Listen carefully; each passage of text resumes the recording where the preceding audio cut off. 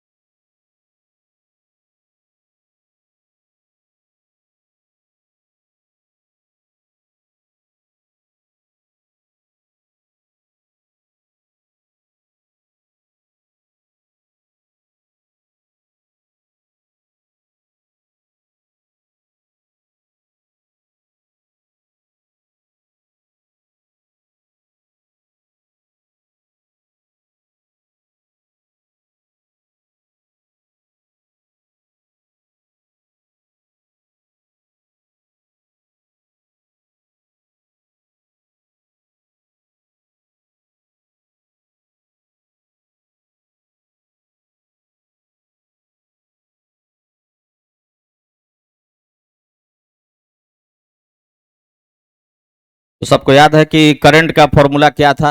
After time T of closing the switch, current in the circuit कितना होगा? I equals to क्या होगा? I equals to I naught E to the power minus T by tau, यही है। Where I naught का value क्या है? Where I naught equals to initial current यानी कि ई बाई आर, ये दिया हुआ है। और हम लोग देख चुके हैं कि इससे पावर लॉस निकालना है, तो पावर लॉस का क्या फॉर्मूला है? I square R, I square R. हम लोग को अब कैलकुलेट करना है heat energy dissipated through resistor, यानी कि delta heat.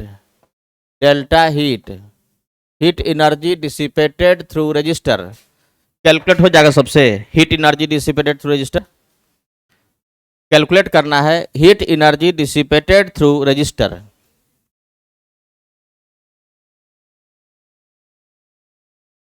Heat energy, heat energy dissipated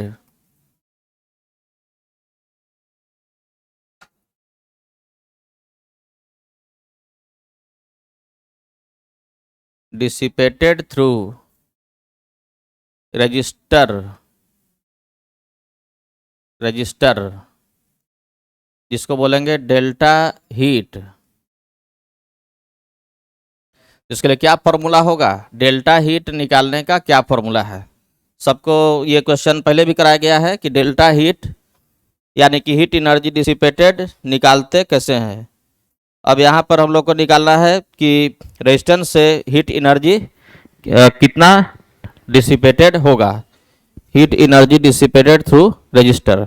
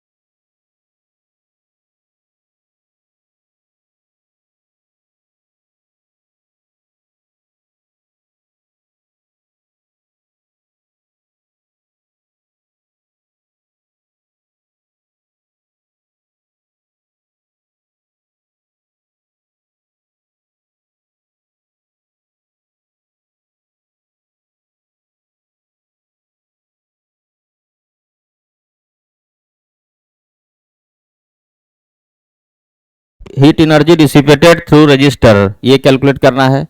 हम जानते हैं कि रजिस्टर से हीट एनर्जी का लॉस होगा, हीट एनर्जी डिसिपेटेड। तो क्या क्या फॉर्मूला यहाँ पे यूज करेंगे, कौन सा फॉर्मूला यूज होगा हीट एनर्जी का? हीट एनर्जी का कौन सा फॉर्मूला अप्लाई होगा?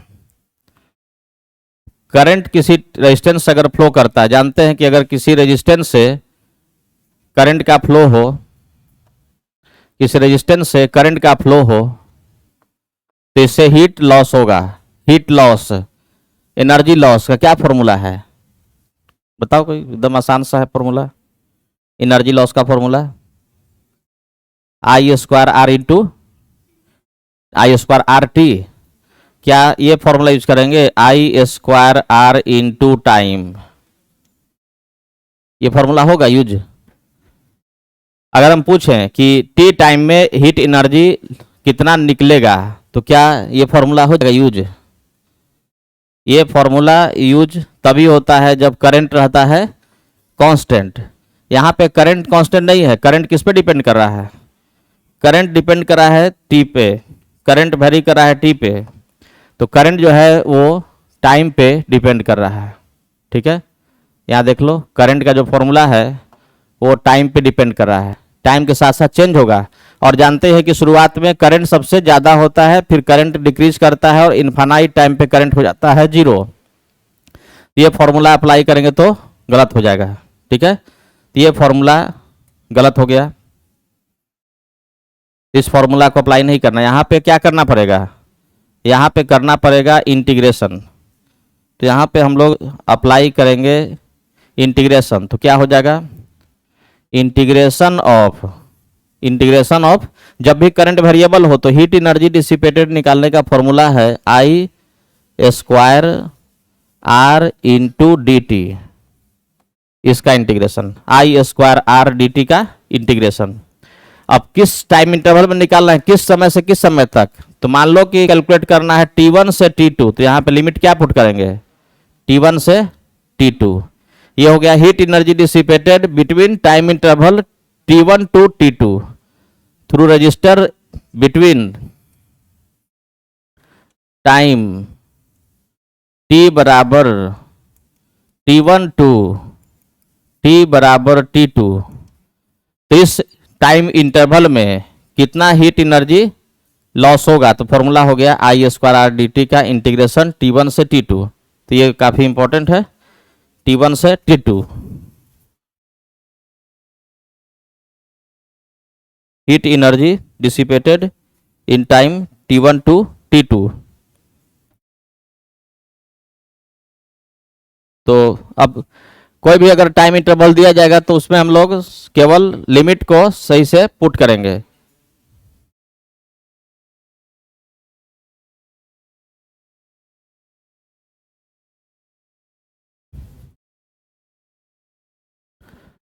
ये हो गया। अब कोई भी टाइम इंटरवल अगर दिया जाएगा, मतलब मान लो कि बोला गया कि 1 सेकेंड से 2 सेकेंड के बीच में, तो यहाँ लिमिट पुट करेंगे 1 सेकेंड से 2 सेकेंड। अगर बोला गया कि हीट एनर्जी डिसिपेटेड इससे निकालना है एक टाइम कांस्टेंट में, पहला टाइम कांस्टेंट में, तो यहाँ लिमिट क्या पुट करेंगे, 0 से 1 टाइम कांस्टेंट यानी कि टाउ। अगर पूछा गया कि इससे हीट एनर्जी डिसिपेटेड निकालना है 2 टाइम कांस्टेंट में, तो लिमिट क्या पुट करेंगे, 0 से 2 टाउ। अगर पूछा गया कि heat energy dissipated between time interval of second time constant, मतलब दूसरे टाइम कांस्टेंट में कितना हीट एनर्जी डिसिपेटेड होगा, तो यहाँ लिमिट क्या पुट करेंगे, दूसरा टाइम कांस्टेंट मतलब कि टाउ से 2 टाउ। तो कोई भी अगर टाइम इंटरवल दे दिया जाए और उसमें पूछा जाए कि हीट एनर्जी डिसिपेटेड कितना होगा, तो हम लोग यही फॉर्मूला यूज करेंगे, डेल्टा हीट एनर्जी यानी हीट एनर्जी डिसिपेटेड बराबर आई स्क्वायर आर डी टी का इंटीग्रेशन T1 से T2। और आई का वैल्यू जो है वो पुट करेंगे। आई का वैल्यू क्या है, आई का वैल्यू है आई नॉट ई के power minus T by tau, यही है। इसका स्क्वायर आई स्क्वायर आर डी टी का इंटीग्रेशन T1 से T2। अब उसके बाद हम लोगों को केवल करना है क्या काम करना है, इंटीग्रेशन करना है। तो चलो अब अगर हम बोलते हैं कि एक टाइम कांस्टेंट में कितना हीट इससे निकला, तो लिमिट क्या पुट करेंगे, 0 से टाउ। अगर हम पूछें कि इससे टोटल कितना हीट एनर्जी लॉस हुआ, टोटल कितना हीट एनर्जी इससे निकला, तो टाइम इंटरवल क्या पुट करेंगे, कब तक करंट रहे, इनफाइनाइट टाइम तक करंट है, इनफाइनाइट टाइम पे करंट इसमें 0 हो जा रहा है। शुरुआत में करंट होता है मैक्सिमम और करंट डिक्रीज करते करते इनफाइनाइट टाइम पे होता है 0, यानी कि इनफाइनाइट टाइम तक हीट इससे निकल रहा है। तो टोटल हीट डिसिपेटेड निकालने के लिए लिमिट क्या पुट करेंगे, 0 से इनफाइनाइट। तो टोटल हीट एनर्जी डिसिपेटेड निकल जाएगा सबसे। तो चलो एक दो सवाल बनाना है सबको, सबको कैलकुलेट करना है heat energy dissipated in first time constant. दूसरा सवाल बनाना है कि total heat energy dissipated through register, ये कैलकुलेट करना है। हो जाएगा अपने से।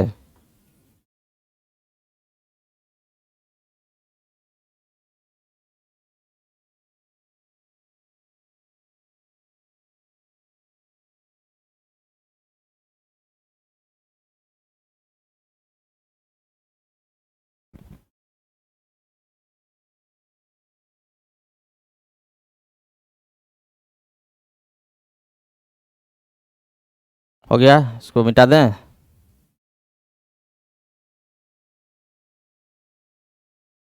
लिख ली सब कोई।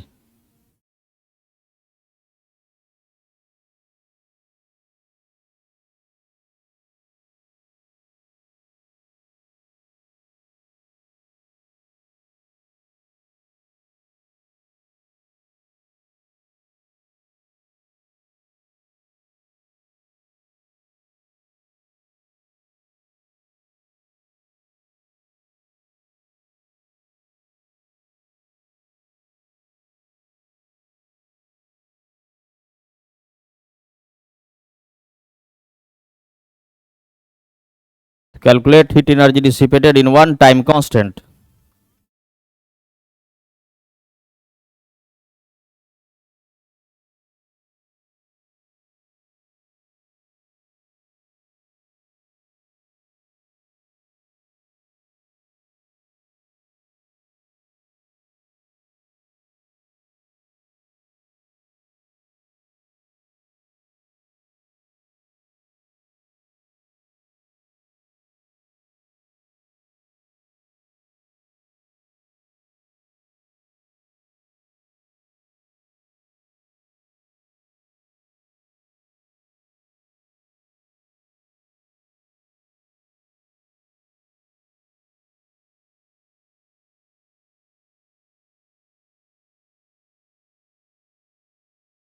तो चलो इसको कैलकुलेट करना है कि एक टाइम कांस्टेंट में हीट एनर्जी डिसिपेटेड कितना होगा। सबको करना होगा केवल इंटीग्रेशन और पुट करना होगा लिमिट कहाँ से कहाँ तक, 0 से लेकर के टाउ तक। और इंटीग्रेशन इसका आसान है, e to the power x का इंटीग्रेशन होता है e to the power x। Exponential function का इंटीग्रेशन वही रह जाता है, बस x के साथ जो फैक्टर है वो आकर के डिवाइड होगा।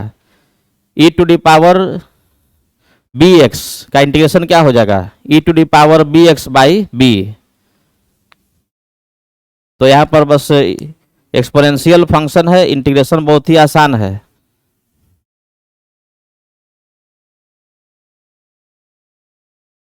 चलो ट्राई करना है, इंटीग्रेशन एकदम आसान है इसका।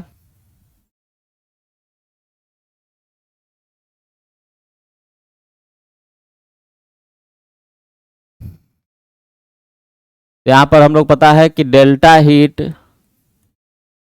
इन वन टाइम कांस्टेंट बराबर integration I square R D T का इंटीग्रेशन। एक टाइम कांस्टेंट बताना है, पहला टाइम कांस्टेंट यानी कि टाइम कहां से कहां, टाइम t बराबर 0 से t बराबर टाउ तक एक टाइम कांस्टेंट में। तो लिमिट पुट करेंगे 0 से लेकर के टाउ तक। अब देखो क्या आ जाएगा वैल्यू, 0 से टाउ तक।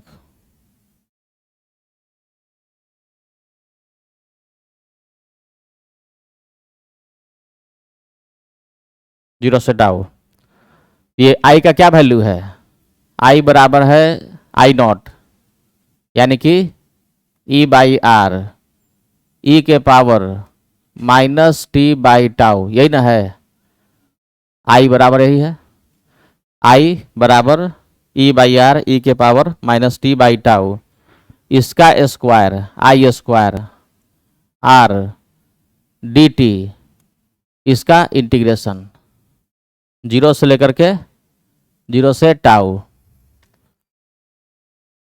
जीरो से टाउ,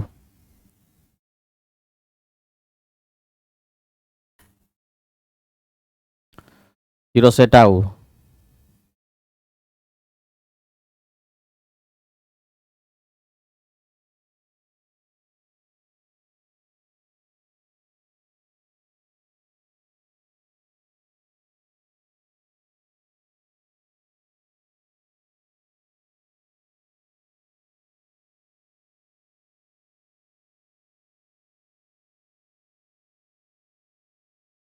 अब इसको करना है सॉल्व, देखो क्या हो जाएगा। तो यहाँ पे कांस्टेंट को बाहर कर लेते हैं, कांस्टेंट को बाहर कर लेते हैं, तो E square by R square, ये क्या हो जाएगा, ई square by R square into R, क्या हो जाएगा ई स्क्वायर बाई आर, और बच गया ई के पावर माइनस कितना होगा, इसका भी स्क्वायर करेंगे तो पावर डबल हो जाएगा, तो minus two T by tau ये है, और इसका इंटीग्रेशन और डी टी, टाइम कहाँ से कहाँ, जीरो से एक टाइम कांस्टेंट, यही ना है।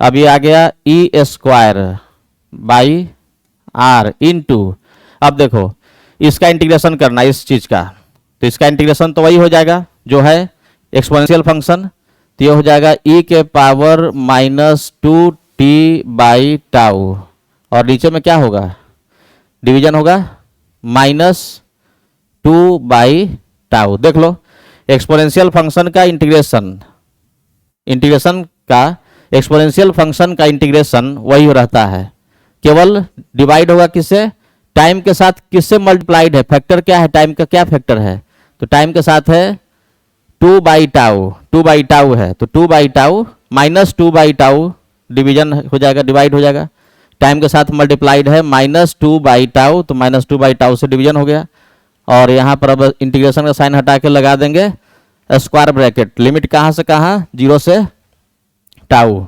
अब लिमिट पुट करना है, अपर लिमिट और लोअर लिमिट पुट कर देंगे तो ये मिल जाएगा वैल्यू। अब देखो यहाँ पर क्या हो जाएगा, ई स्क्वायर बाई आर, और टाउ कहाँ चल जाएगा ऊपर, नीचे में क्या बचा माइनस टू, और इधर लिमिट पुट करेंगे, तो लिमिट पुट करेंगे तो ई के पावर माइनस, पहले टाइम के वैल्यू टाउ पुट करेंगे, टी के जगह पर क्या पुट करेंगे टाउ, तो minus two tau by tau, तो क्या होगा माइनस टू बचेगा, माइनस लगाएंगे, फिर टी का वैल्यू जीरो पुट करेंगे, तो टी की जगह पर जीरो पुट करना है, तो ई के पावर जीरो क्या हो जाएगा, ई के पावर जीरो वन हो गया, माइनस साइन को एडजस्ट करेंगे तो हो गया ई स्क्वायर, और टाउ मतलब क्या होता है आर सी, टाउ का वैल्यू होता है R C by two R, और माइनस को एडजस्ट किए इस तरफ लाए तो क्या बचाइए one minus one by e square, यही आंसर हो गया। आर आर कैंसिल तो क्या बचा C E square by two और into one minus one by e square, ये हो गया heat energy dissipated in one time constant. अगर पूछा जाता है heat energy dissipated in second time constant, दूसरा टाइम कांस्टेंट, तो लिमिट क्या पुट करते टाउ से टू टाउ। पूछा जा सकता है कि दोनों का रेशियो क्या होगा, हीट एनर्जी जो इससे निकल रहा है रजिस्टर से, पहला टाइम कांस्टेंट में और दूसरा टाइम कांस्टेंट में जो निकलेगा उसका रेशियो, ये सब क्वेश्चन एग्जाम में पूछा भी जा चुका है कि पहला टाइम कांस्टेंट दूसरा टाइम कांस्टेंट में हीट एनर्जी डिसिपेटेड का रेशियो निकाल के बताना है। तो पहला में निकाल लिया ना, या दूसरा में हम लोग इस तरह से निकाल सकते हैं, या लिमिट केवल चेंज करेंगे, एक टाउ से दूसरा टाउ, टाउ से टू टाउ पुट कर देंगे और दोनों का रेशियो कैलकुलेट कर सकते हैं। तो इस तरह से हम लोग कैलकुलेट किए कि एक टाइम कांस्टेंट में हीट एनर्जी डिसिपेटेड कितना होगा। अगर पूछा जाता है टोटल हीट एनर्जी डिसिपेटेड, तो देखो इसी में अब क्या करना होगा, लिमिट चेंज करना होगा जीरो से आगे टोटल के लिए इन्फानाइट, तो यहां पर जीरो से इन्फानाइट पुट करेंगे तो मिल जाएगा टोटल हीट एनर्जी डिसिपेटेड। इसमें किसी को डाउट कोई? इंटीग्रेशन वाला पार्ट मान लो कि पहले से नहीं पढ़ा है तो छोड़ देना है उसको, बाद में पढ़ के बनाएंगे। बाकी अगर आता है तो कोई दिक्कत इसमें?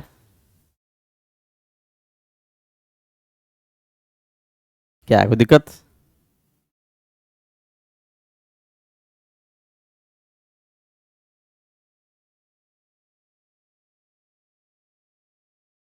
चलो अब सबको कैलकुलेट करना है, बहुत इंपॉर्टेंट रिजल्ट, बहुत ही इंपॉर्टेंट रिजल्ट जिसपे एग्जाम समय सवाल आता भी है कि total heat energy dissipated through resistor, या बोर्ड में भी क्वेश्चन आता है कि prove that total heat energy dissipated through resistor will be equal to initial energy total energy stored in the total energy stored in the capacitor, जो कि पहले भी देख चुके हैं कि बैटरी जितना एनर्जी सप्लाई करता है उसका 50% कैपेसिटर में जनरली बहुत सारे केस में देखे थे कि स्टोर होता है, और बाकी 50% क्या होता है, लॉस होता है सर्किट में। तो 50% स्टोर होता है, 50% लॉस होता है, यानी कि total heat energy dissipated through resistor will be equal to total energy stored in the capacitor. ये प्रूव करना भी है, तो सबको पहले निकालना है कि total heat energy dissipated through resistor कितना होगा। तो टाइम इंटरवल कितना हो गया, 0 से इनफाइनाइट, लिमिट पुट करेंगे 0 से इनफाइनाइट, लिमिट केवल चेंज कर दो, मिल जाएगा टोटल हीट एनर्जी डिसिपेटेड। ये सबको कैलकुलेट करना है, total heat energy dissipated register. Next ये कैलकुलेट करना है, केवल लिमिट चेंज कर देंगे तो इंपॉर्टेंट रिजल्ट आ जाएगा।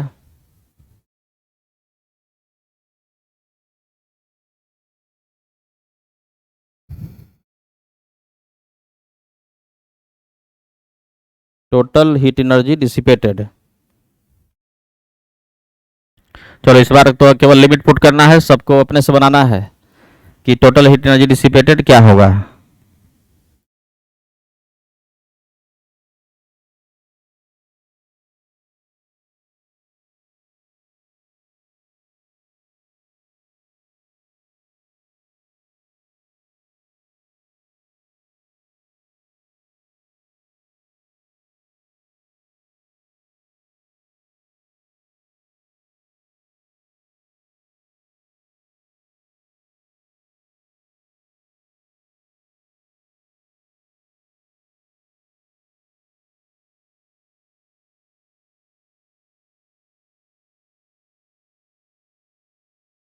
चलो कैलकुलेट करो सब कोई, total heat energy dissipated, total heat energy dissipated half C square,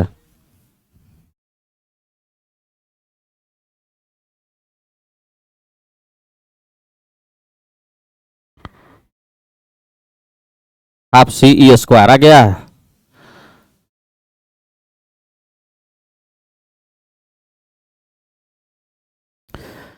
तो अब देखो इसी में हम लोग को कैलकुलेट करना है total heat energy dissipated.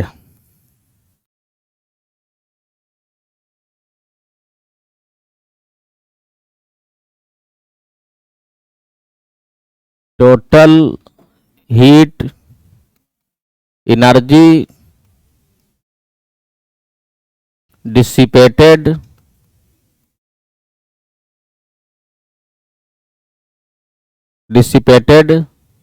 Through register,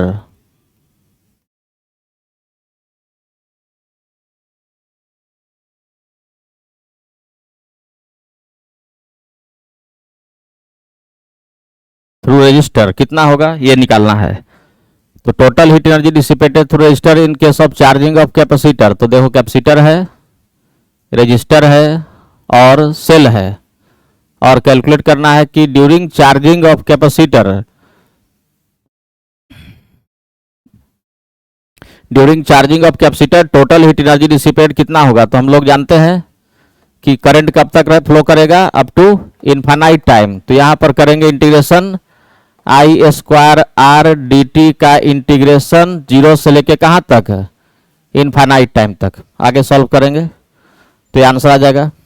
आई का वैल्यू क्या था, E by R E to the power minus T by tau का square into R D T का इंटीग्रेशन, फिर शुरुआत से कर रहे हैं, ठीक है। तो 0 से इनफाइनाइट, तो ये ई स्क्वायर बाई आर बाहर आ गया, ई के पावर -2t बाई टाउ, ये हो गया dt, इसका इंटीग्रेशन 0 से इनफाइनाइट, ये हो जाएगा ई स्क्वायर बाई आर, और इसका इंटीग्रेशन क्या होगा, इस फंक्शन का इंटीग्रेशन क्या होगा, तो पहले तो जो है वही उतार दो, तो E to the power -2t by tau ये लिख दिए, लेकिन डिवीजन डिवाइड करें कितना से, -2 बाई टाउ से डिवाइड कर देंगे, -2 बाई टाउ से डिवाइड कर देना है, -2 बाई टाउ से डिवाइड कर दो। अब लिमिट पुट करेंगे, कहां से कहां, 0 से इनफाइनाइट। अब देख लो क्या आ जाएगा वैल्यू, यहां से आगे हो जाएगा अपने से, तो ई स्क्वायर बाई आर 2 -2, और टाउ कहां चल जाएगा ऊपर, और लिमिट पुट करो अब, ई के पावर माइनस इनफाइनाइट कितना होगा 0, माइनस ई के पावर 0 कितना होगा 1, तो ये आ गया कितना, ये हो जाएगा ई स्क्वायर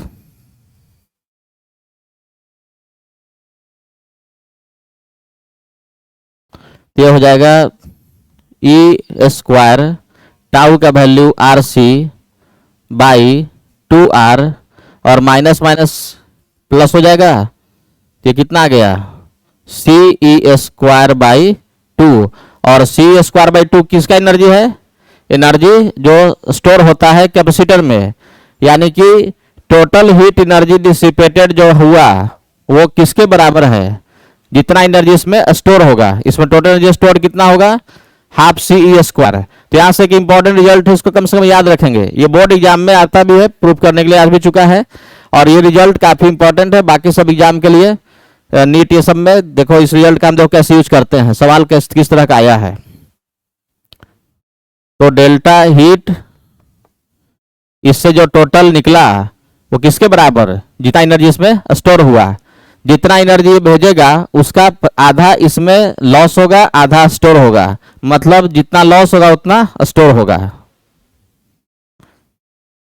कभी ऐसा क्वेश्चन आ गया बोर्ड एग्जाम में कि prove that total heat energy dissipated through resistor will be equal to total energy stored in the capacitor, तो हम लोग पहले निकालेंगे कि टोटल हीट एनर्जी डिसिपेटेड कितना है, लिमिट 0 से इनफाइनाइट करेंगे पुट, और ये देखो क्या आ गया total energy stored in the capacitor which is equal to total energy stored in the capacitor, total energy stored in the capacitor, in the capacitor। कई बोर्ड में आ जाए तो ऐसे प्रूव करो, लास्ट में ये सब लिख देना कि hence it is proved that total energy stored will be equal to total energy dissipated through resistor।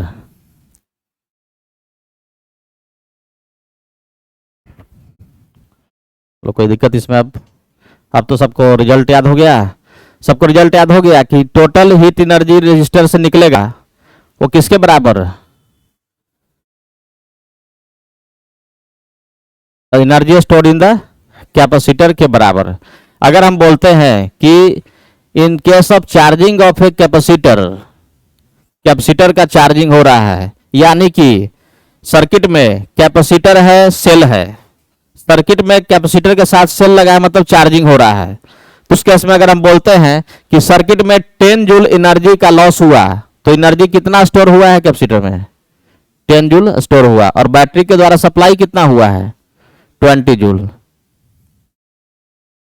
तो क्वेश्चन इससे जो भी आएगा वो तो अब आसानी हो गया, बस रिजल्ट को हमको माइंड में रखना है, जितना एनर्जी से लॉस होगा उतना इसमें स्टोर होगा।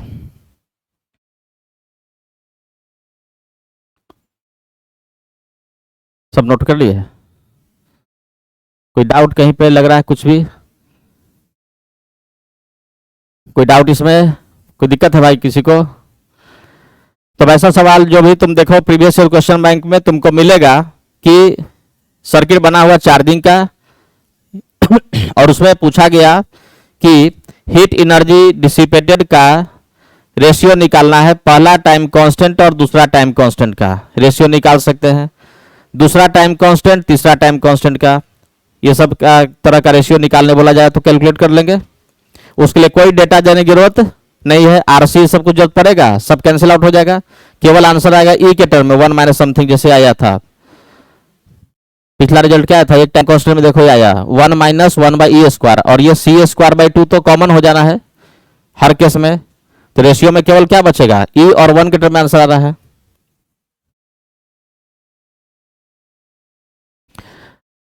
तो यहां से रिजल्ट जो आ गया कि total heat energy dissipated equals to initial total energy stored in the capacitor. अब चलो सवाल कुछ बनाते हैं।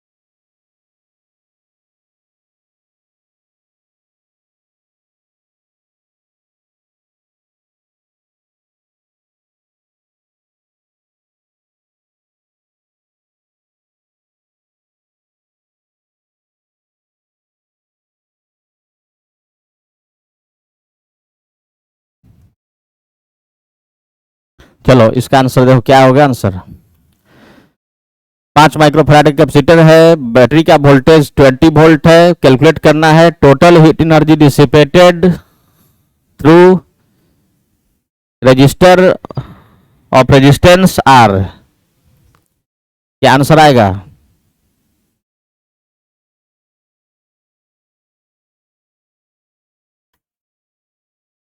तो कितना आंसर आएगा, बंद कर दे क्या, फिर थोड़ा देर में ठीक लगेगा। चलो जल्दी बताओ, जल्दी जल्दी बताओ तो आंसर जल्दी से।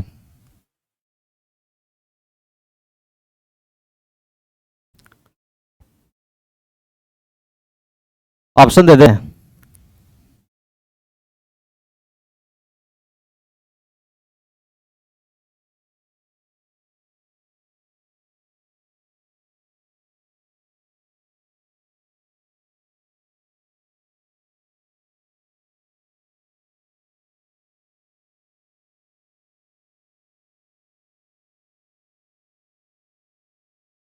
हाँ, ठीक है।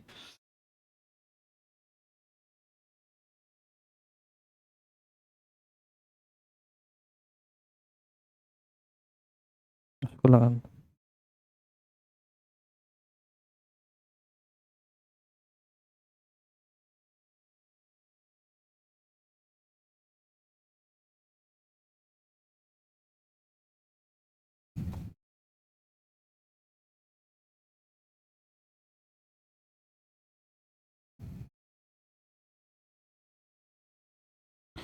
कौन सा आंसर आएगा इसमें, बताओ कौन सा आंसर।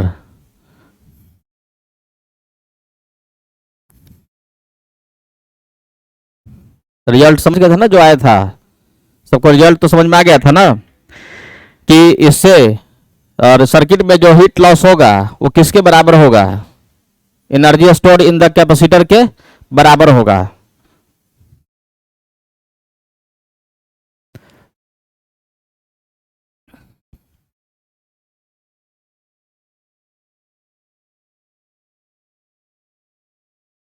क्या आंसर आ रहा है, क्या आंसर आ रहा है। बहुत लेट हो रहा है सबका।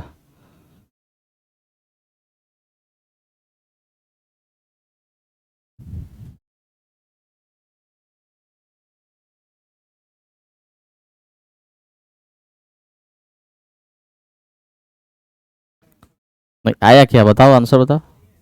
ए। Okay okay, A answer. और कोई आंसर किसी का?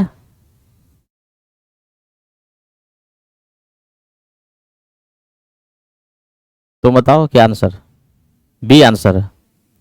बी। और तुम बताओ अंजलि? बी। चलो ये दोस्ती का प्रमाण है कि। और किसी का आंसर बी?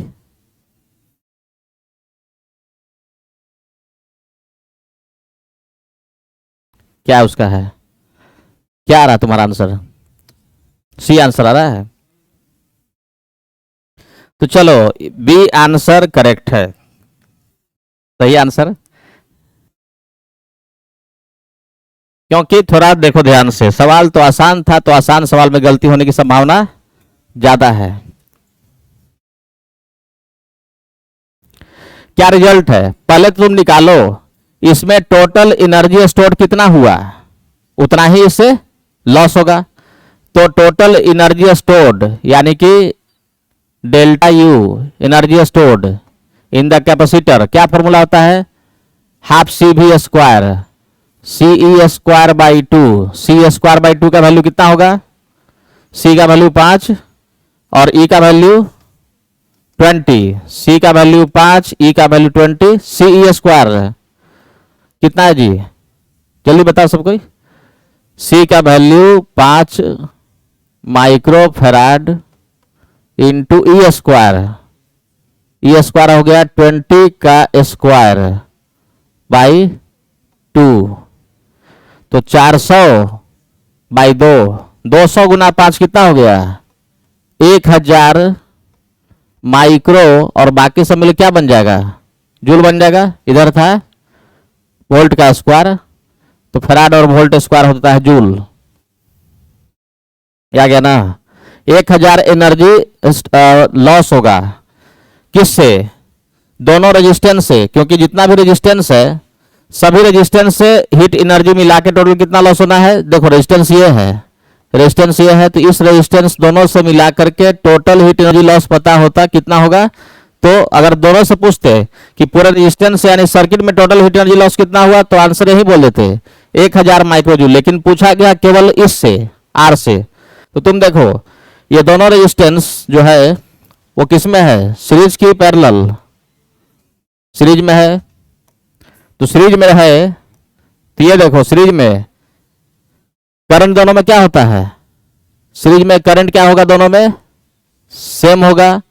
और हीट निकलने का फॉर्मूला क्या है? पावर का फॉर्मूला क्या है? I square R. आई दोनों में common, I square R power loss. तो रेजिस्टेंस डबल तो इससे पावर लॉस डबल। तो सोचो कि इससे अगर हीट निकला है एच, तो इससे हीट कितना निकलेगा? 2H निकलेगा। इसमें किसी को डाउट है? देख लो यहीं पर। रेजिस्टेंस डबल, पावर लॉस का क्या फॉर्मूला है? आई स्क्वायर आर, पावर का फॉर्मूला। अगर रेजिस्टेंस डबल हो गया तो पावर भी डबल लॉस होगा। तो हम बोल रहे हैं कि इससे अगर हीट H लॉस होगा तो इससे हीट 2H लॉस होगा, और दोनों से मिलाकर के टोटल लॉस कितना हो गया? टोटल लॉस हो गया 3H। यानी कि टोटल लॉस किसके बराबर? 3H। ये है total heat energy loss, delta heat total यानी कि 3H। तो H बराबर कितना आ गया? H बराबर आ गया 1000 बाई 3 माइक्रो जूल। H किससे लॉस हुआ था? R से। तो R से लॉस हुआ कितना? 1000 बाई 3 माइक्रो जूल। अगर पूछते कि 2H 2R से कितना लॉस होगा, तो 2H इसका डबल 2H से, और दोनों को ऐड कर दें तो टोटल कितना हो गया? 1000। क्या बोलो, समझ में आया? इस तरह का सवाल एग्जाम में के लिए इंपॉर्टेंट है, और क्वेश्चन बैंक में मिल भी जाएगा तुमको। तो ये रिजल्ट याद रखेंगे कि किसी भी सर्किट में सभी रेजिस्टेंस मिल करके, यानी पूरे सर्किट में हीट एनर्जी लॉस कितने के बराबर? तो टोटल एनर्जी इसमें स्टोर के बराबर। टोटल कितना स्टोर होता है वो तो आसानी से निकल जाएगा, हाफ सी ई स्क्वायर हो गया 1000। अब ये इससे अगर हीट निकलता है H, तो इससे हीट निकल जाएगा डबल 2H। टोटल मिल गया कितना? 3H। 3H बराबर 1000, तो H बराबर 1000 बाई 3। तो आंसर आ गया बी। अब ऐसा सवाल देंगे तो बन जाएगा। रेजिस्टेंस का वैल्यू कुछ भी कर दें, अगर मान लो ये आर है और 3R है तो आर से कितना लॉस होगा, इससे H और इससे 3H, टोटल कितना हो गया 4H। 4H बराबर 1000 तो H बराबर 250 माइक्रो जूल।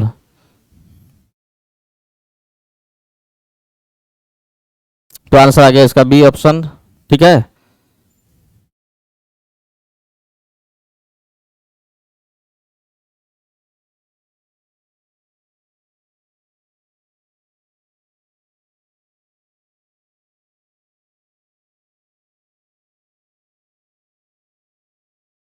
मिटा दें। चलो अब ऐसा ही सवाल एक और दे रहे हैं, काफी इंपॉर्टेंट है भी।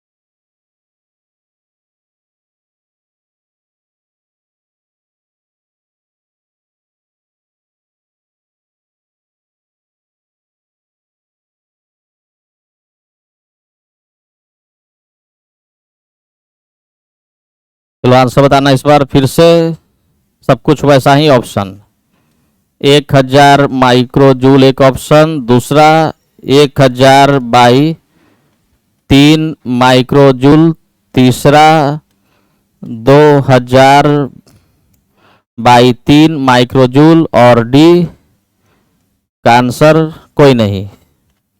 कौन सा ऑप्शन होगा इस बार? चलो वही सवाल है, देखो थोड़ा सा कुछ डिफरेंस नजर आ रहा है पहले से, पहले और इसमें डिफरेंस है। तो इस बार कौन सा आंसर आएगा? C answer.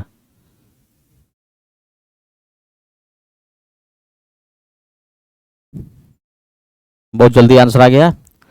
और किसी का आंसर सी आ रहा है?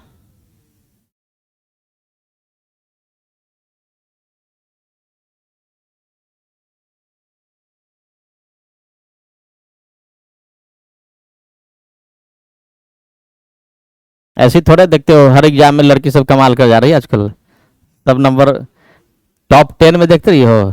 आजकल ज्यादातर बोर्ड एग्जाम होगा तो लड़कियों ने बाजी मारी। इस बार देखो आंसर सही है, सी आंसर इस बार सही है।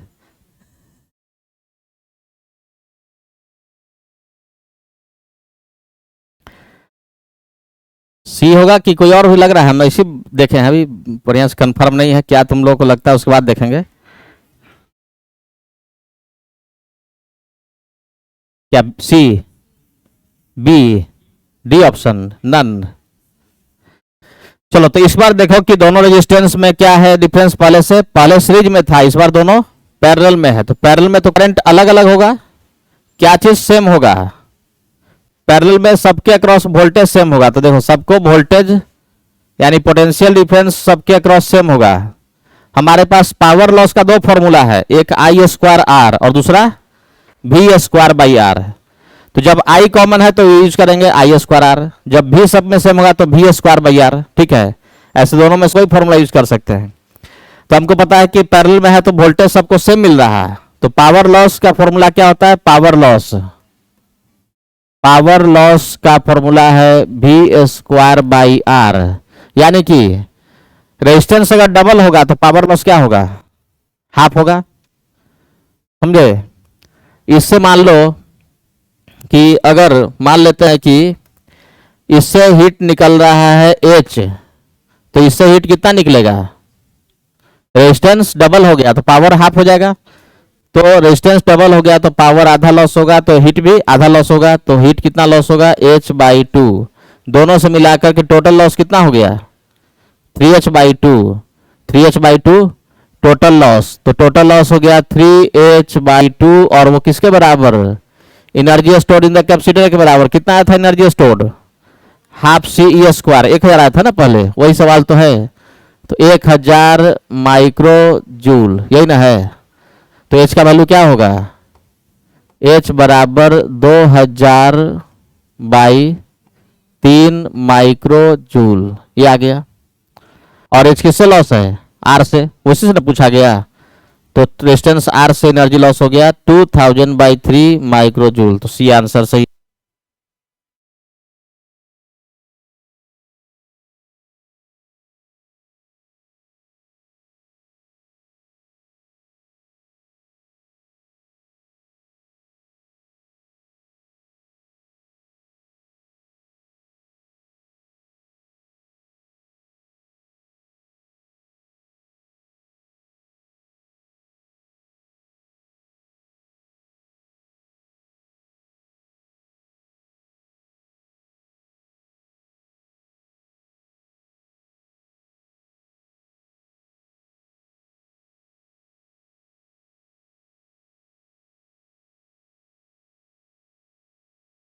चलो समझ में आया सबको। ये दोनों सवाल देखो कि एग्जामिनेशन पॉइंट ऑफ व्यू से काफ़ी इंपॉर्टेंट सवाल में से एक है।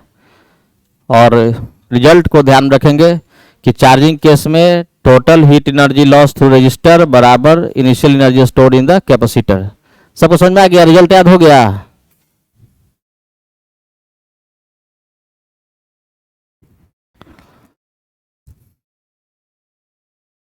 अब समझते हैं नेक्स्ट कॉन्सेप्ट है discharging of a capacitor.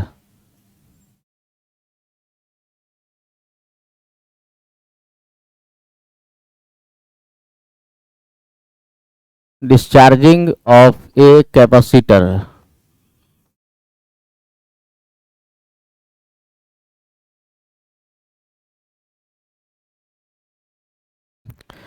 Discharging of a capacitor, तो डिस्चार्जिंग का मतलब तो समझ गए होंगे सबको अभी तक। चार्जिंग तो हम लोग पहले देख चुके हैं। चार्जिंग का उल्टा क्या होगा, डिस्चार्जिंग। तो देखो डिस्चार्जिंग कैपेसिटर कैसे होगा, किसी कैपेसिटर को पहले चार्ज कर देंगे। कैपेसिटर को पहले बैटरी के द्वारा चार्ज कर दिया, यहाँ पे बैटरी और रेजिस्टेंस लगा दिए। देखो पहले इसको रेजिस्टेंस और सेल या बिना रेजिस्टेंस के ही केवल सेल से कनेक्ट कर दिए। सेल होना मस्ट है, सेल होगा तभी चार्जिंग होगा। तो हम इसको चार्ज कर दिए सेल से कनेक्ट करके। EMF E और कैपेसिटेंस C है, तो इसमें मैक्सिमम चार्ज कितना जमा होगा, तो मैक्सिमम चार्ज का वैल्यू क्या होगा, Qmax बराबर CE। तो इनफाइनाइट टाइम के बाद इसमें चार्ज कितना स्टोर होगा, Q बराबर CE। अब देखो यहां से क्या करेंगे, ये चार्ज हो चुका। चार्ज करने के बाद बैटरी को रिमूव करना है। चार्ज करने के बाद बैटरी को रिमूव कर लेंगे, यहां से स्विच को ओपन करेंगे तो बैटरी का फिर काम खत्म। अब बैटरी दोबारा आगे चार्ज नहीं भेज सकता है। और इस पे जो चार्ज आना था वो स्टोर हो चुका, इस पे चार्ज स्टोर हो चुका है Qmax। अब इस कैपेसिटर में चार्ज स्टोर है, जैसे किसी बर्तन में पानी भरते हैं उस तरह से कैपेसिटर में एनर्जी स्टोर है। अभी एनर्जी भरा रहेगा, अभी एनर्जी से लॉस या ये डिलीवर नहीं करेगा।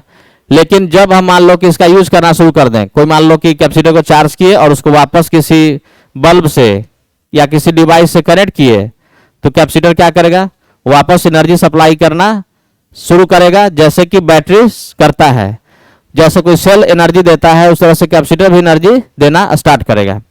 सेल और कैपेसिटर में डिफरेंस क्या है कि सेल हमेशा केवल एनर्जी दे सकता है, एनर्जी स्टोर नहीं कर सकता है।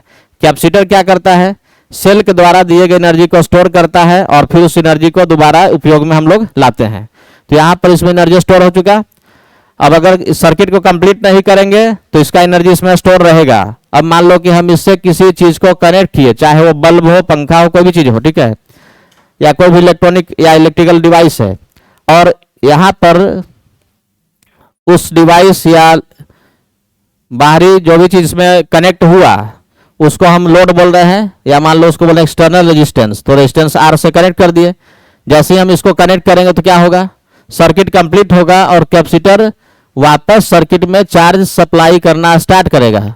यानी कि पॉजिटिव प्लेट पॉजिटिव चार्ज ऐसे सप्लाई करना शुरू करेगा, इसमें करंट फ्लो होना स्टार्ट हो जाएगा। अब ये सर्किट में करंट फ्लो होने लगेगा तो इससे क्या होगा, एनर्जी लॉस होगा। तो इसका जो एनर्जी स्टोर था वो धीरे धीरे इससे लॉस होगा। तो समय के साथ साथ इसका एनर्जी स्टोर क्या होगा, कम होता जाएगा। यानी कि इस पे जो चार्ज डिपॉजिटेड है वो समय के साथ घटता जाएगा और आफ्टर लॉन्ग टाइम चार्ज घटकर कितना हो जाएगा, जीरो हो जाएगा। तो after long time charge on the capacitor becomes zero. इस घटना को ही क्या बोल रहे हैं, discharging of a capacitor.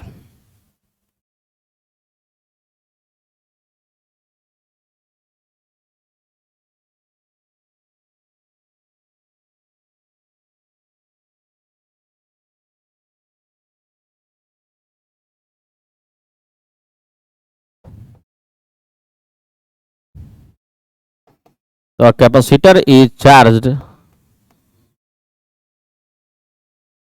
by a cell.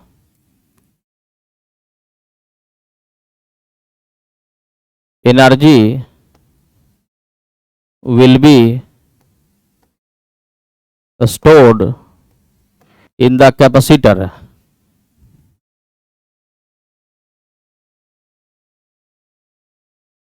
In the capacitor. Now, if cell is removed,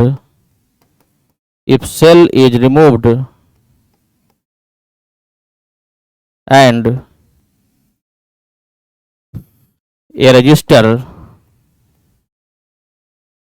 resistor is connected, to the capacitor, then capacitor starts sending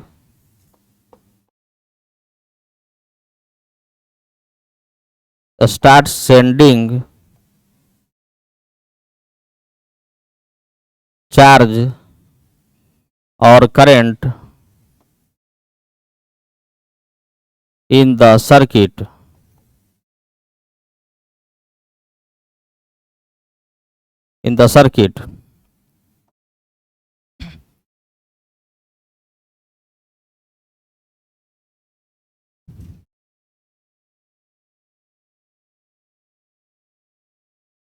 Hence, as time increases, charge on the capacitor decreases. Charge on the capacitor decreases.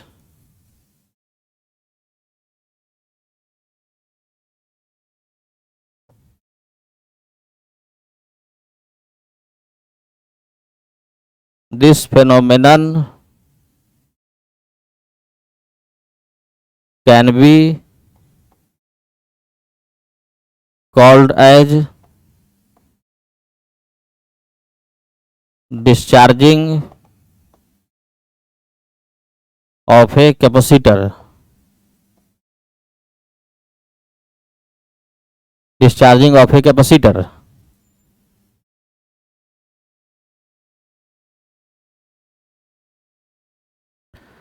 जब किसी capacitor को charge करने के बाद cell remove करेंगे और एक resistance से कनेक्ट करेंगे, मतलब सर्किट में सेल होना नहीं चाहिए, तो उस केस में कैपेसिटर चार्ज सप्लाई करना स्टार्ट करता है। तो इस तरह से समय के साथ साथ कैपेसिटर पे चार्ज डिक्रीज करेगा। इसी घटना को बोला जा रहा है discharging of a capacitor.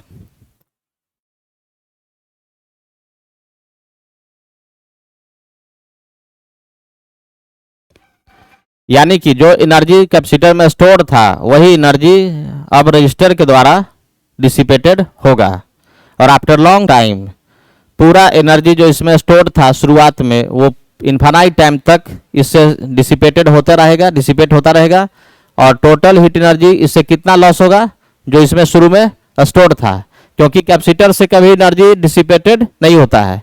Energy loss किससे होता है? Only through register. केवल रजिस्टर से एनर्जी लॉस होगा, कैपेसिटर से में हमेशा एनर्जी केवल स्टोर होगा। एनर्जी लॉस होने के लिए रेजिस्टेंस चाहिए, तो कैपेसिटर में जो एनर्जी पहले से स्टोर्ड है वही उतना ही एनर्जी टोटल रेजिस्टेंस से डिसिपेटेड होगा।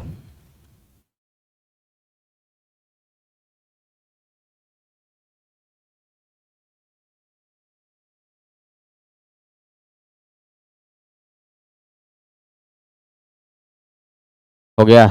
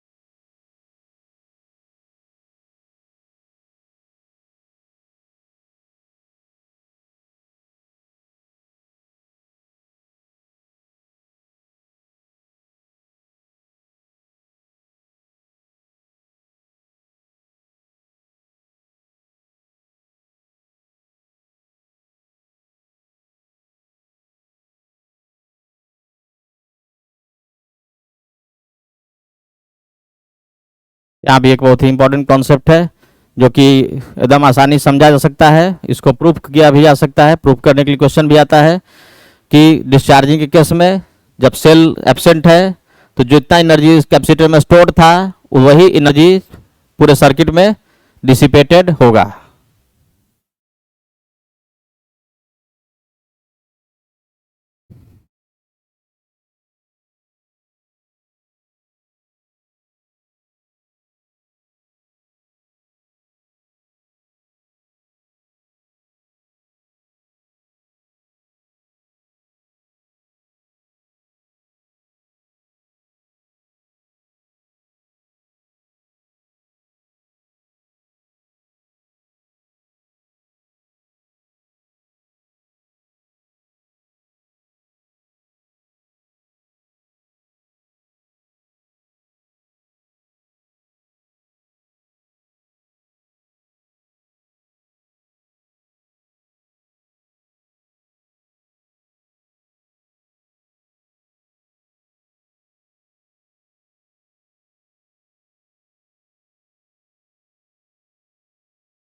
हो गया?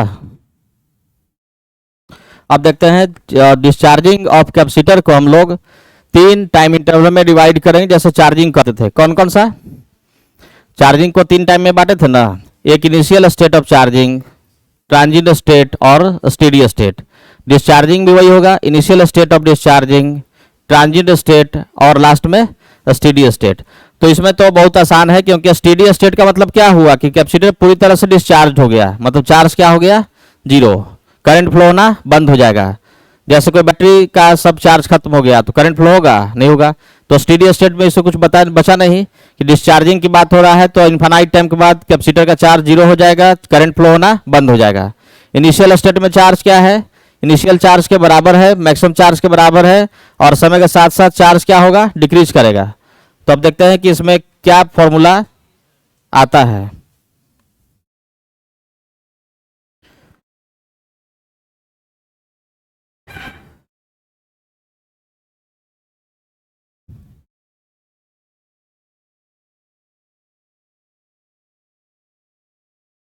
हो गया।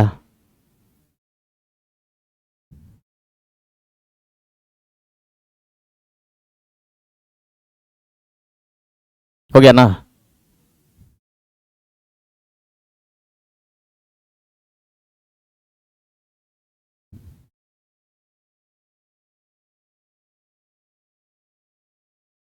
अब देखो क्या फॉर्मूला आने वाला है।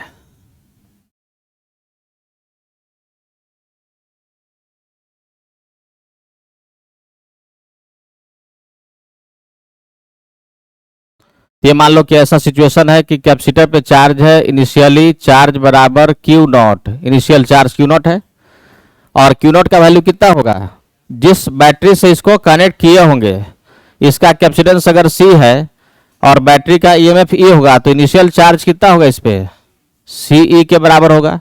ये चार्ज हो चुका है, चार्ज हो चुका कंप्लीटली, ठीक है। अब इसके बाद क्या करेंगे डिस्चार्जिंग के लिए, बैटरी रहना चाहिए, बैटरी हटा दिया गया, कैपेसिटर केवल बचा। अब इसको तुम क्या करो कि किसी रेजिस्टेंस से केवल कनेक्ट कर दो, सर्किट में रेजिस्टेंस केवल होना चाहिए, और कनेक्ट करने के लिए, लूप कंप्लीट करने के लिए यहां लगा देते हैं स्विच। स्विच ओपन है तो अभी कोई डिस्चार्जिंग स्टार्ट नहीं होगा, कोई करंट फ्लो नहीं होगा, क्योंकि लूप कंप्लीट नहीं है। जैसे ही हम स्विच को क्लोज करेंगे तो डिस्चार्जिंग क्या होगा, स्टार्ट हो जाएगा। कैपेसिटर चार्ज सप्लाई करना स्टार्ट करेगा, पॉजिटिव प्लेट भेजेगा पॉजिटिव चार्ज इस डायरेक्शन में, यानी कि इसमें करंट ऐसे फ्लो करेगा। रेजिस्टेंस आर है, कैपेसिटेंस सी है, तो समय के साथ साथ चार्ज इस पे घटता जाएगा। तो चार्ज आफ्टर टाइम टी कितना होगा, देखो जब टाइम टी का वैल्यू 0 है तो चार्ज ऑन द कैपेसिटर कितना है, क्यू नॉट है। टाइम का वैल्यू टी है, टाइम का वैल्यू जब हो जाएगा टी तो चार्ज का वैल्यू क्या आएगा, क्या लगता है, क्या फॉर्मूला कुछ पहले से याद है तो बताओ, चार्ज का वैल्यू क्या होगा, चार्ज डिक्रीज करेगा और चार्ज आने वाला है ऐसा, क्यू नॉट ई के power minus T by tau. Charging में चार्ज का क्या फॉर्मूला आया था टी टाइम पे, चार्जिंग में चार्ज का फॉर्मूला था Q बराबर क्यू नॉट इंटू 1 माइनस ई के power minus T by tau. Charge ये बढ़ रहा था, जब सेल कनेक्ट कर दिए तो चार्ज आफ्टर टाइम टी 0 से बढ़ के हो गया है कितना, क्यू नॉट 1 माइनस सी के power minus T by tau. ये चार्जिंग का फॉर्मूला था। और डिस्चार्जिंग में क्या हो रहा है, चार्ज घट करके क्यू नॉट से कितना हो गया, क्यू नॉट ई के power minus T by tau. तो यहां देखो ध्यान से,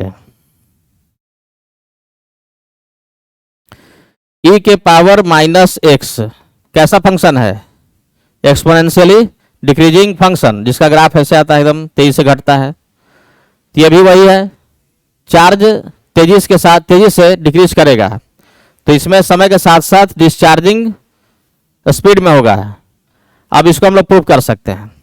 अब देखो, अब पूछा जाएगा कि इनफाइनाइट टाइम पे चार्ज कितना होगा, पुट करो वैल्यू इसमें, टी का वैल्यू इनफाइनाइट पुट करेंगे तो चार्ज क्यू बराबर कितना होगा, क्यू नॉट ई के पावर माइनस टाइम के वैल्यू इनफाइनाइट पुट करें तो क्या होगा, माइनस इनफाइनाइट, तो ये कितना होता है 0, ई के पावर माइनस इनफाइनाइट 0। अगर हम पूछें कि एक टाइम कांस्टेंट पे चार्ज का वैल्यू क्या होगा, तो क्यू नॉट ई के पावर माइनस टाइम का वैल्यू क्या पुट करेंगे, टाउ बाई टाउ कितना हो जाएगा, -1, और ई के पावर -1 का वैल्यू 0.37। अब देखो ये फॉर्मूला कैसे आया, यही फॉर्मूला आने वाला है, इसको याद कर लेंगे। अब ये फॉर्मूला कैसे है उसके लिए हम लोग पहले इसमें अप्लाई करेंगे Kirchhoff's voltage law, Kirchhoff's voltage law, ठीक है। किरचॉफ्स वोल्टेज लॉ इसमें अप्लाई करेंगे तो क्या लिखेंगे, लूप में कोई भी एक पॉइंट से चलना शुरू करेंगे, मान लो कि यहां से स्टार्ट किए चलना, यहां से स्टार्ट किए करंट के डायरेक्शन में चलेंगे, ठीक है। तो यहां से चले करंट के डायरेक्शन में तो क्या लिखेंगे इक्वेशन, I इंटू आर, यहां से आगे बढ़े, कैपेसिटर कौन सा प्लेट मिला, माइनस, तो माइनस क्यू बाई सी, फिर आगे बढ़े उसी पॉइंट पे आ गया तो इक्वल टू क्या कर देंगे 0, एक इक्वेशन आ जाएगा।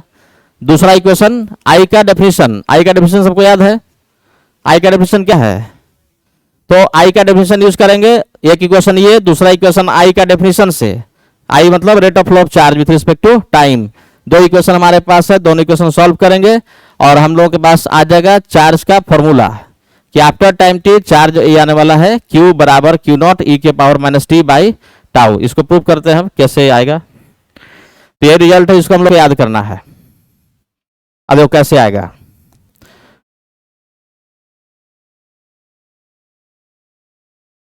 तो अभी देखो याद करा रहे थे, अभी लिखेंगे शुरू से।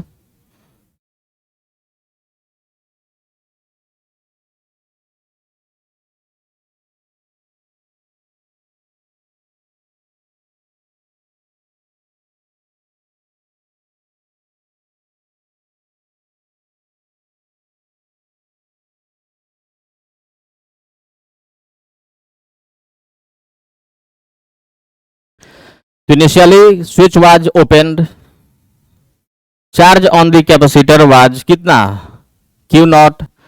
मान लो कि स्विच को क्लोज किए, तो क्लोज करने के टी टाइम के बाद चार्ज इस पे कितना बच गया, क्यू बच गया। तो आफ्टर टाइम टी चार्ज इस पे बच गया क्यू, और करंट सर्किट में हो गया आई। आफ्टर टाइम टी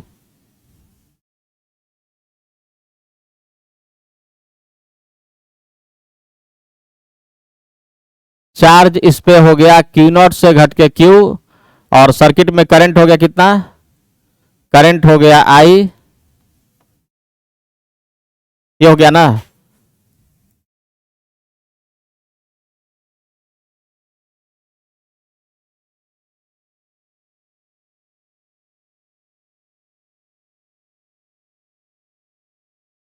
तो after time T of closing the switch discharging start हो जाएगा, और आफ्टर टाइम टी मान लिया चार्ज क्यू है, करंट आई है, तो इसमें अप्लाई करो केवीएल, केवीएल अप्लाई करो। अप्लाई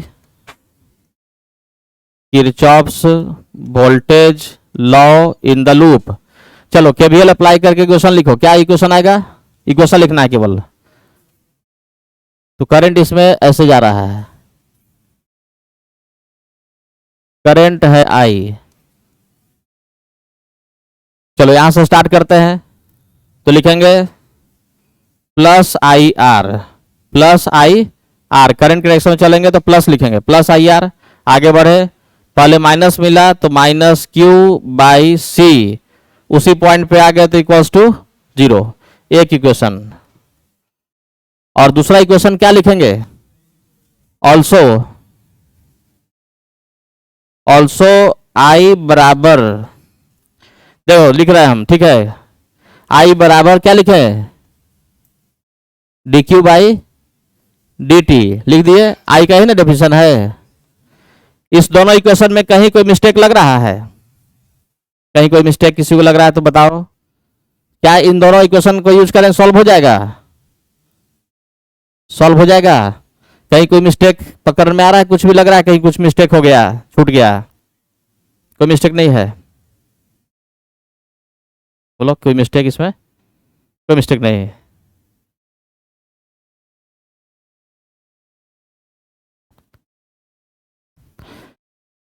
कोई मिस्टेक नहीं लग रहा है, लेकिन एक मिस्टेक है। अब पकड़ो कहाँ पे मिस्टेक है। केवीएल में पहला दूसरा इक्वेशन में कहीं पर एक कुछ छूट रहा है, जिसके कारण कि अगर हम ऐसे आगे बढ़ जाए तो गलती होने वाला है, बहुत खतरनाक गलती होने वाला है। क्या मिस्टेक लग रहा है इसमें, नहीं क्यू नॉट क्या है, तो किसी टाइम टी की बात कर रहे हैं। टी टाइम पे हम सब कुछ लिख रहे हैं। टी टाइम पे चार्ज कितना है, क्यू है, करंट कितना है, आई है। इक्वेशन लिखे हैं यहां से, I R minus Q by C बराबर 0। पहला इक्वेशन में कहीं कोई गलती नहीं है, पहला में गलती दिखा नहीं। दूसरा में क्या गलती है, दूसरा में कुछ गलती है क्या, दूसरा में कुछ गलती नहीं ना है। ये तो बचपन से पढ़ते आ रहे हम लोग। आई बराबर D Q by D T, minus sign, चलो बड़ा तो गजब हो गया, माइनस साइन। यहां पर देखो आई बराबर क्या लिखेंगे, minus D Q by D T. ये साइन अगर नहीं यूज करेंगे तो बहुत बड़ा मिस्टेक होगा, आंसर एकदम उल्टा आ जाएगा। एक्सपोनेंशियली डिक्रीजिंग जहाँ पे इंक्रीजिंग आ जाएगा। क्यों minus D Q by D T आया, इसको समझते हैं थोड़ा सा। कैनेमेटिक्स से पढ़े होगे कि अगर कोई चल रहा है पॉजिटिव एक्स की ओर, तो हम लोग भी बराबर क्या लिखते हैं, D x by D T. ये समझे, अगर कोई चल रहा है पॉजिटिव एक्स की तरफ तो वेलोसिटी बराबर क्या लिखते हैं, D x by D T. अगर कोई जा रहा है निगेटिव एक्स की ओर तो वेलोसिटी बराबर क्या लिखते हैं, minus D x by D T. ये बताता है कि वेलोसिटी निगेटिव है। लेकिन यहां पर बात यह है कि अगर कोई पॉजिटिव एक्स की ओर जाएगा मतलब एक्स बढ़ रहा है, तो एक्स बढ़ रहा है, एक्स इंक्रीजिंग है, तो भी बराबर लिखते हैं D x by D T plus sign. X अगर इंक्रीजिंग है तो प्लस साइन, और अगर कोई निगेटिव एक्स की ओर जा रहा है तो एक्स डिक्रीजिंग है, तो यहाँ पे साइन क्या लग गया, माइनस साइन। तो इसमें जो चार्ज है आई बराबर rate of flow of charge with respect to time, लेकिन चार्ज इसमें डिक्रीज कर रहा है, तो डिक्रीजिंग चार्ज रहेगा, तो आई बराबर लिखेंगे minus D Q by D T. इसके पहले वाले चार्जिंग केस में याद करो कि चार्ज बढ़ रहा था, तो चार्ज अगर बढ़ेगा तो हम लिखेंगे आई बराबर D Q by D T, plus sign लगाए थे, इस बार लगाना पड़ेगा माइनस साइन। अगर माइनस साइन नहीं लगाएंगे तो गलती हो जाएगा। अब यहां तक हो गया। अब इसके बाद हम लोगों को पहला दूसरा इक्वेशन को सॉल्व करना है और आंसर आ जाएगा जो शुरू में लिखे थे। अब सॉल्व हो जाएगा। यहां पर आई के जगह पे क्या पुट करेंगे, minus D Q by D T, minus D Q by D T, और एक इक्वेशन बना उसको सॉल्व करना है। चलो सॉल्व करके आंसर सब लाओ। अब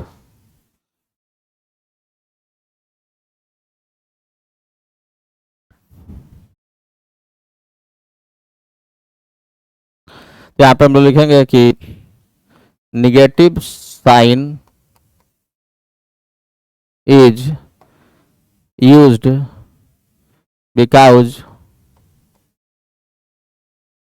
because q is decreasing, तो चार्ज अगर डिक्रीज करेगा तो यहां पर आई बराबर लिखेंगे minus D Q by D T. चलो भाई अब सॉल्व हो गया किसी से।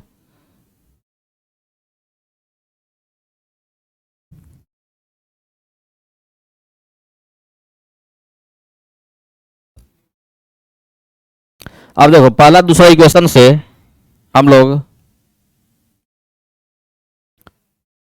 पहला दूसरा इक्वेशन से लिखना स्टार्ट करते हैं।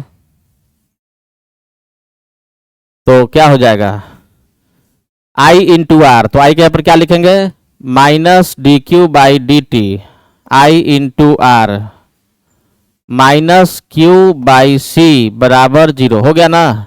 आई का वैल्यू यहां पुट किए minus D Q by D T, minus D Q by D T into R minus Q by C.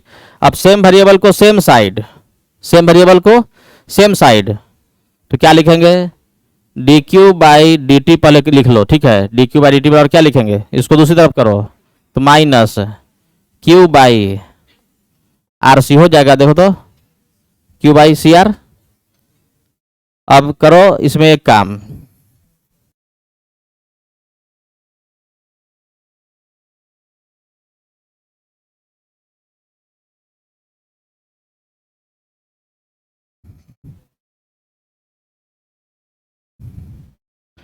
अब इसमें हम लोग लिख सकते हैं कि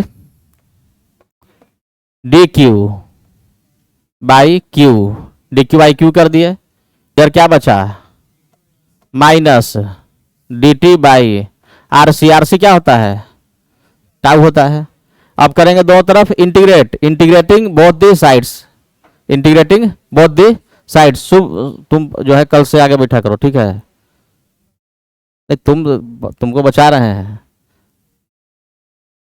पीछे बैठ के क्या बात करता है तुम दोनों, 2-3 दिन से देख रहे हैं, 4 दिन 5 दिन हो गया, हमने किया अब कुछ सुधार होगा। तुम अलगे हट जाओ, सबसे ग्रुप से अलग हटो पहले। और पीछे 4 बच्चा है जी, उसमें से 2 वो है केवल गप करने आता है, पीछे सबसे लास्ट बेंच, सब एक दूसरे को देख रहा है कि अरे अपने गप कर रहा है।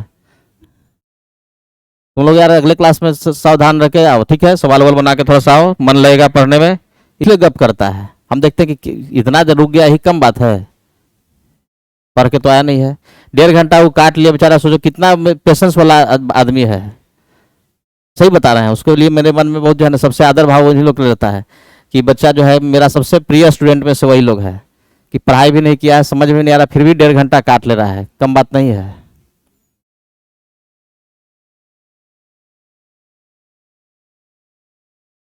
अब देखो क्या लिखेंगे, इंटीग्रेटिंग बोथ दी साइड्स, तो इंटीग्रेटिंग बोथ दी साइड्स हो जाएगा डी क्यू बाई क्यू बराबर माइनस, कुछ फर्क पड़ा, कुछ फर्क नहीं पड़ रहा है, गप चलते रहे। उधर एक आदलन हम हमारा काम है बोल देना, उधर से अपना काम है गप करना है। अब लिफ्ट पुट करो, इधर पुट करेंगे टाइम का वैल्यू 0, तो चार्ज कितना था क्यू नॉट। बोलो, टाइम जब 0 था, चार्जिंग शुरुआत हुआ था, तो कैपेसिटर पे चार्ज कितना था, क्यू नॉट था। और जब टाइम का वैल्यू हो गया टी, तो चार्ज कितना मान लिए थे, क्यू माने थे। अब आगे सॉल्व करना है इसको। dx बाई एक्स का इंटीग्रेशन क्या होता है, log x, log x होता है। तो आगे कर दो इसको log x यानी कि log q, ln q, log base e, ln q लिख दिया। और अब इंटीग्रेशन का साइन हटा के लिमिट लगा दो, q नॉट से q बराबर dt का इंटीग्रेशन क्या होता है, t होता है, तो माइनस टी बाई टाउ। और लिमिट भी लगा देते हैं 0 से लेकर के t, तो क्या बचा, माइनस टी बाई टाउ। और यहां कर देते इसको,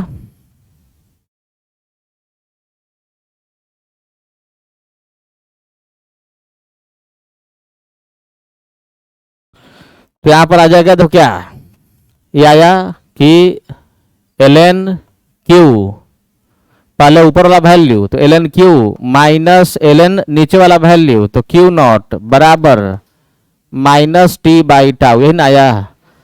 और log a minus log b क्या होता है, log a बाई बी।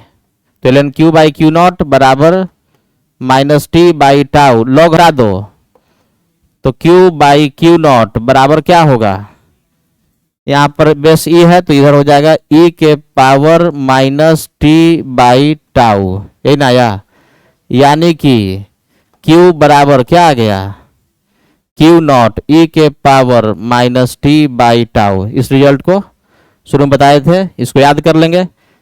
याद क्या करना है कि जनरल सवाल आएगा तब तो रिजल्ट से काम चल जाएगा। सर्किट में अगर मान लो 2 लूप का सवाल बन रहा है तो फिर केवीएल अप्लाई करके उसको इक्वेशन को सॉल्व करना होगा। लेकिन ध्यान रखेंगे कि डिस्चार्जिंग केस में जब इक्वेशन लिखने जाए तो आई बराबर क्या लिखना है, minus D Q by D T. एक लूप का सवाल है जिसमें एक रजिस्टर एक कैपेसिटर है, या बहुत सारे रजिस्टर है, सब मिलके अकेला बन गया, बहुत सारे कैपेसिटर सब मिलके इक्विवेलेंट निकाल लिए, और फाइनल आंसर यहाँ डायरेक्टली लिख सकते हैं। लेकिन अब किसी ऐसा लूप बन जाए जिसमें कि 2 लूप बन रहा है, तो उसमें तुमको दोनों लूप का इक्वेशन सॉल्व करना पड़ेगा। इस तरीका से सॉल्व करेंगे।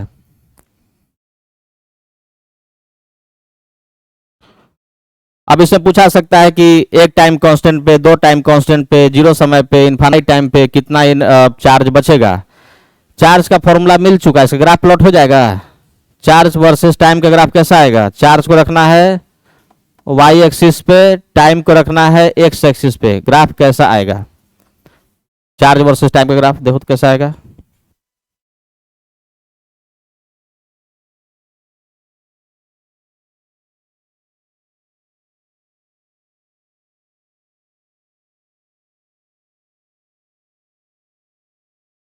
तो ऐसा ग्राफ पहले भी सिखाए थे,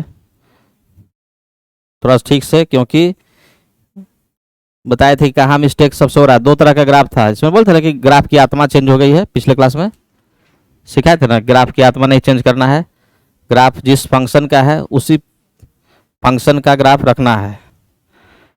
ये नहीं कि एक्सपोनेंशियल है और हम हाइपरबोला बना दिए।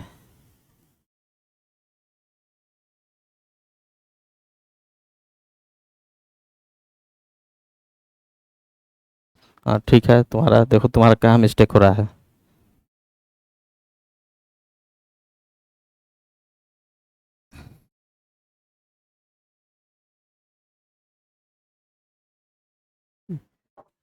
वो तो सर्किल टाइप का लग रहा था।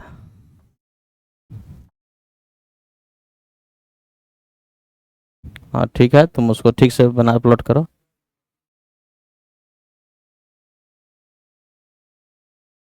थोड़ा सा गड़बड़ हो रहा है, कहाँ गड़बड़ हो रहा है उसको चेक करो। यानी कुछ पॉइंट को नोट करके ग्राफ प्लॉट करेंगे, लिखेंगे कि जब टाइम 0 है तो चार्ज कितना है, क्यू नॉट है। इस बात को ग्राफ में दिखाना है पहले कि टाइम 0 है तो चार्ज का वैल्यू क्यू नॉट है, समय बढ़ रहा है, चार्ज घट रहा है, इनफाइनाइट टाइम पे चार्ज घटते घटते हो गया है 0। ये तो चार्जिंग का ग्राफ हो गया।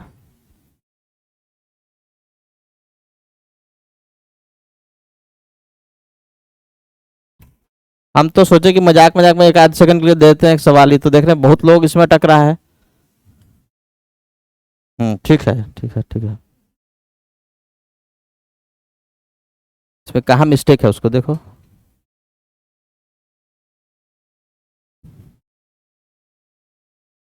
समझ में आ गया ना?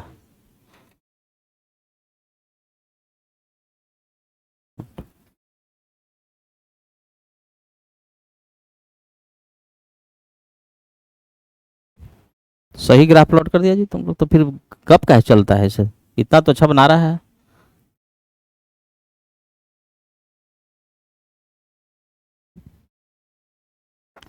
चलो तो बहुत लोग अब सही प्लॉट कर दिया है ग्राफ, इससे थोड़े प्लॉट होगा।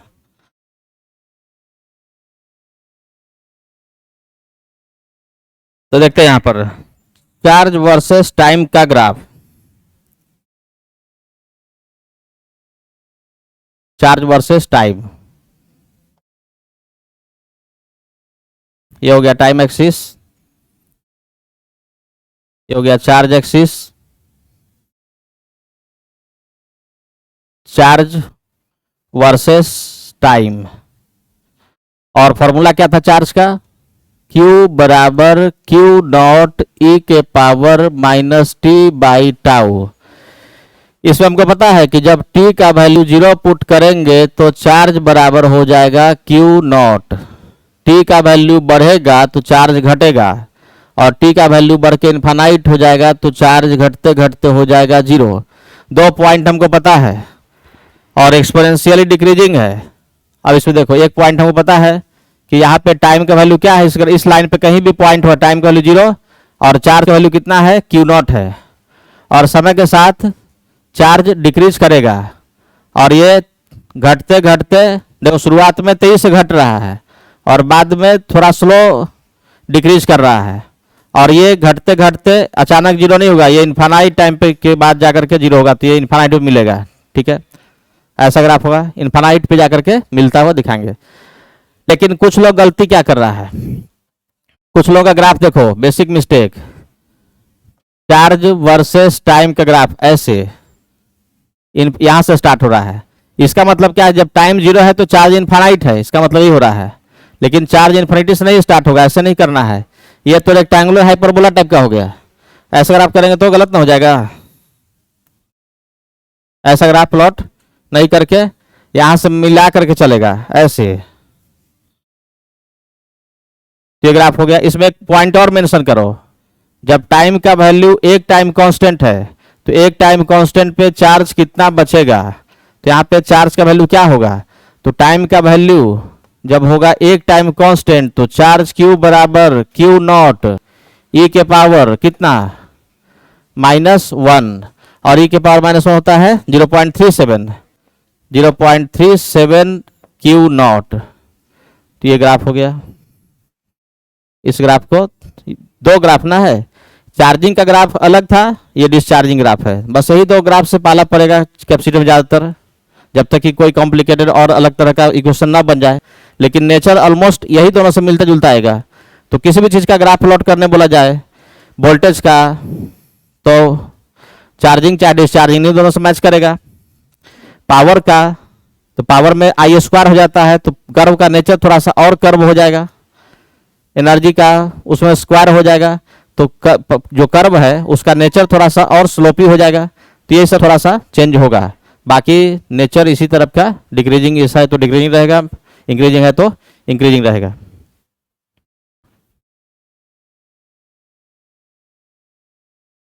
संडे को फिर से इस बार क्लास वैसे ही रहे सुबह में, लेकिन देख रहे हैं कि बहुत लोगों को दिक्कत है। सुबह में सब चाह रहे हैं 7 बजे, इस बार 7 बजे कर दे क्या है, थोड़ा ना खत्म की तरफ सोचना नहीं है, कॉन्सेप्ट बनाने की तरफ सोचना है। क्योंकि खत्म तो जब करने पे आएंगे तो 5 बहुत सारा चीज़ है ना जो कि तुरंत तुरंत खत्म होगा, लेकिन कॉन्सेप्ट बिल्ड करने के लिए थोड़ा सा उधर उस तरह से नहीं सोचना है खत्म करने। मतलब अगला संडे को हम लोग कोशिश करें कि साइनिंग वेव का पूरा कॉन्सेप्ट क्लियर हो जाए। बाकी बीट्स को चाहे तो हम 2 मिनट में ख़त्म कर सकते हैं, अदरवाइज उसका एक क्लास पूरा लगेगा। डॉपलर इफेक्ट 5 मिनट में खत्म किया सकते, सवाल ही बन जाएगा। लेकिन परफेक्शन आएगा जब 1-2 क्लास लगेगा। चलो, दोनों टॉपिक बहुत छोटा छोटा है, लेकिन थोड़ा अच्छे से बनाए कि सवाल आ जाए तो बन जाए। तो संडे को इस बार 7:30 बजे समय रख दें क्या? सब बच्चों का बहुत लोगों का डिमांड वही कर रहे हैं कि सुनो ना, इस बार हम जो है ना 7:30 बजे कर देते हैं। जो नहीं उठेगा बाद में देख लेगा। लाइव इस बार कर देंगे। सब कुछ सही हो चुका है व्यवस्था। जब तक कुछ गड़बड़ ना हो जाए अनएक्सपेक्टेडली, तभी कुछ होगा गड़बड़, अदरवाइज सब कुछ सही है। इस बार साउंड वेव का क्लास 7:30 बजे से कर देते हैं।